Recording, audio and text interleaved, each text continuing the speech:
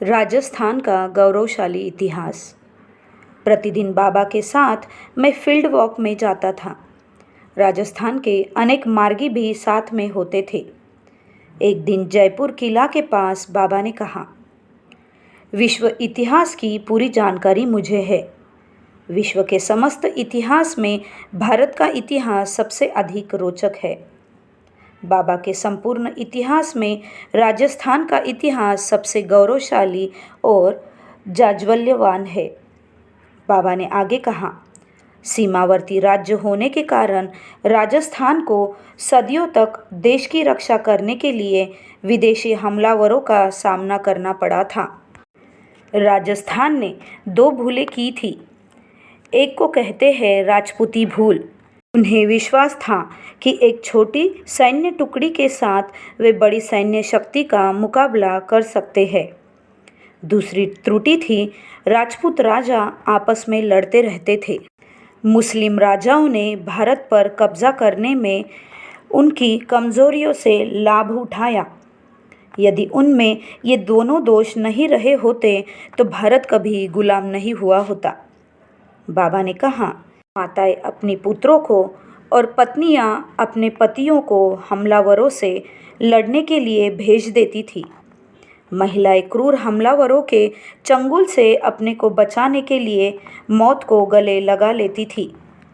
महान है वे वीर पुरुष और वीरांगनाएं जिन्होंने देश के लिए अपने जीवन को उत्सर्ग किया।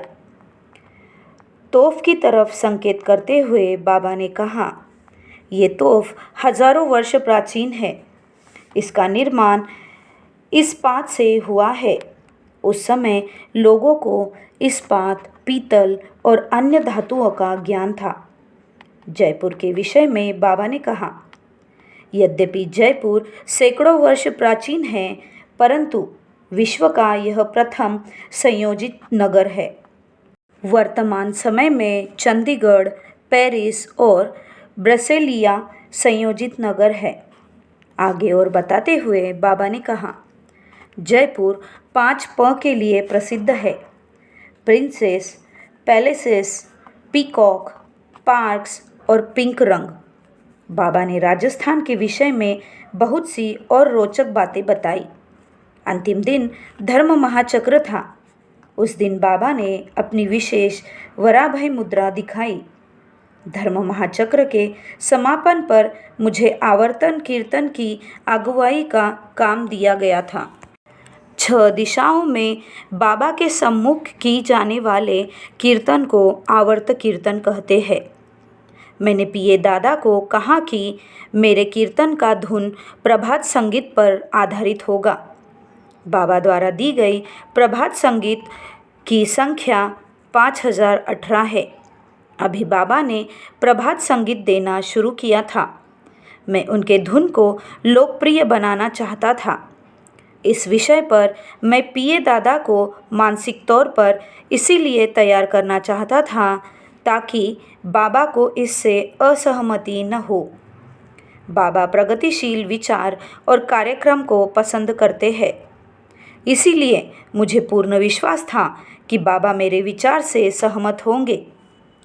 कीर्तन की पहली कड़ी, बंधु है निये चलो, हे परम पुरुष मुझे सही पथ पर ले चलो, प्रभात संगीत पर आधारित थी। सभी 6 कीर्तन को मैंने प्रभात संगीत की धुन पर गाया। नमस्कार कर बाबा मंच से चले गए। बाद में कुछ दादाओं ने मुझसे पूछा, क्यों मैंने प्रभात संगीत की धुन पर बाबा नाम केवलम कीर्तन गाया है। उन लोगों ने कहा, बाबा इससे नाराज होंगे। बाद में मैंने पिए दादा से पूछा, जब मैं प्रभात संगीत पर आधारित धुन में कीर्तन शुरू किया तो बाबा की क्या प्रतिक्रिया थी। उन्होंने कहा, मैंने पहले ही बाबा को इसकी सूचना दे दी थी और बाबा यह सुनकर प्रसन्न थे। दादा ने बतलाया कि जब बाबा नाम केवलम कीर्तन गाया जा रहा था, बाबा प्रसन्न थे। बाबा उस कार्य को हमेशा प्रोत्साहित करते थे जो जन कल्याण के लिए होता था। आध्यात्म को मानवता का भाव तथा सृष्टि की विभिन्न जीवों में परस्पर सौहार्द पैदा करना चाहिए। बाबा,